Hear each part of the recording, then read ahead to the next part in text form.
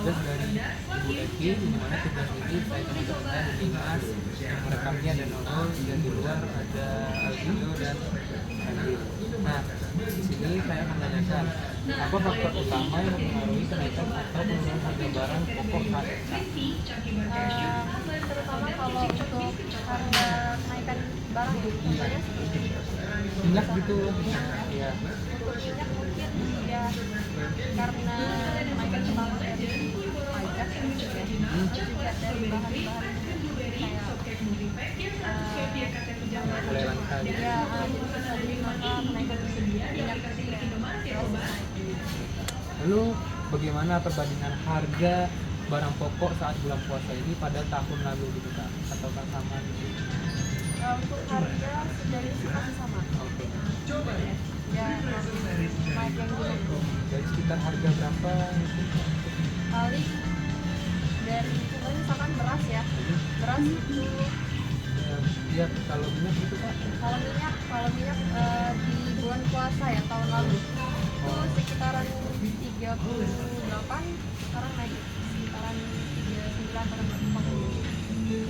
Lalu apakah ada kebijakan pemerintah yang mempengaruhi harga barang tersebut gitu Kak? Ada nggak? Mungkin kalau kebijakan pemerintah ya Selain pajak ya? mungkin dari perusahaannya langsung. Oh. Nah, bukan dari pemerintah. Ada nggak tanggapan dari kakak sendiri dan customer lain yang terhadap perubahan harga pokok minyak atau minyak tersebut?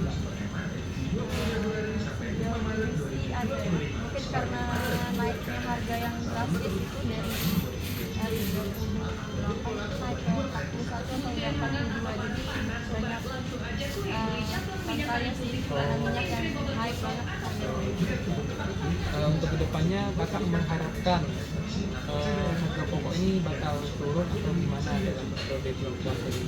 Harapannya buat ke depan untuk harga minyak ya terutama kalau bisa jangan terlalu tinggi ya untuk harganya karena menyesuaikan ke konsumen yang pengen beli ini kan. Kalau misalkan yang nggak promo misalkan harga normalnya ya cukup lumayan mahal gitu. Terima kasih Kak atas jawabannya.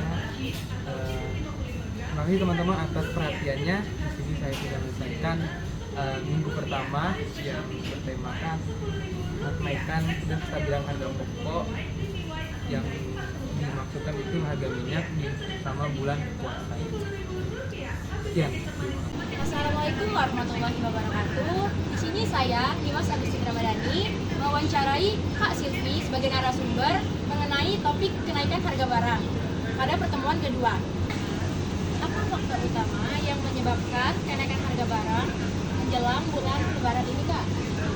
Faktor utamanya mungkin dari kenaikan harga pajak ya, terus juga dari mungkin bahan pembuatan dari produksi minyak mungkin yang menyebabkan seluruh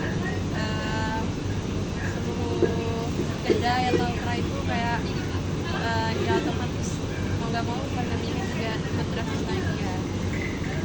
Untuk pertanyaan kedua, bagaimana perubahan harga barang dibandingkan dengan bulan menjelang puasa dan menjelang Lebaran? Yang sebelumnya ya? Iya. Oke, kalau misalkan tahun sebelumnya itu bulan sebelumnya itu masih ini sih masih normal Sama gitu. iya.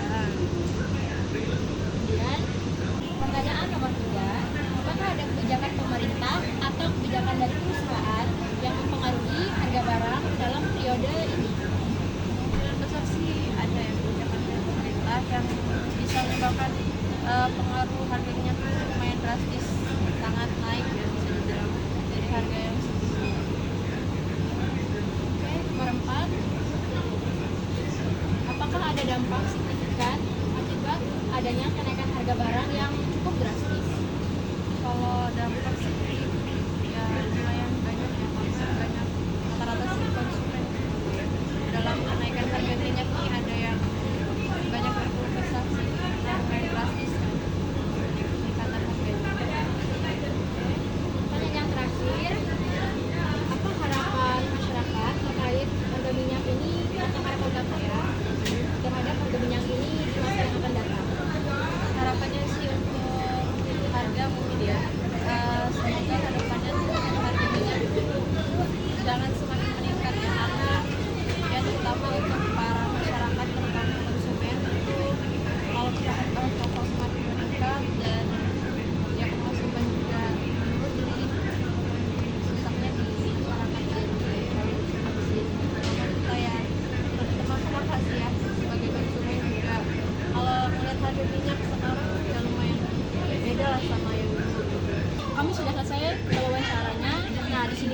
ada saya Dimas, kemudian ada Sharena sebagai pencatat informasi atau jawaban dari narasumber, kemudian ada Nurul. Halo semuanya, kami dari Fakultas. Kami akan memberikan wawancara di sesi 3 setelah lebaran. Nah, di sini ada Nurul, ada Dimas, dan kameramen itu adalah Serena. Nah, di sini pertanyaan pertama apa?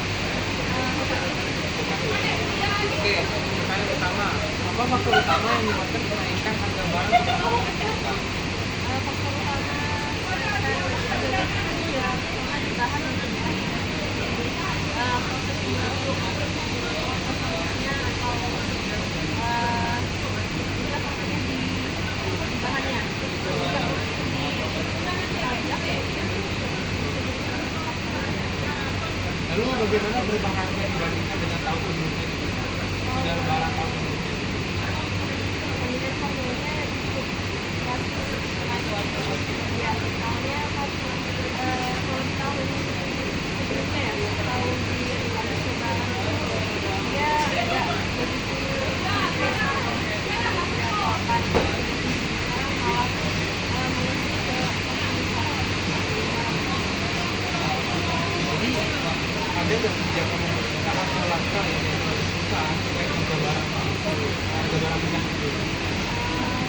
kalau langkah yang diambil ya dari perusahaan kalau luas ya mungkin mengajarkan kalau dari kita sih ya tuh kita gunakan ini kayak promo-promo ya ini kayak dari minyak yang dari kita kalau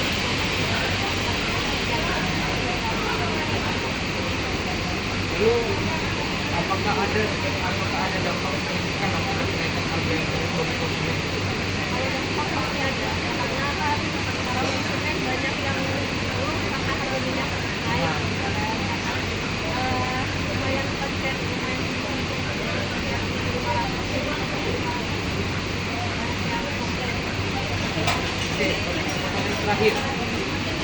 Apa harapan masyarakat atau pemerintah terkait harga minyak di masa depan?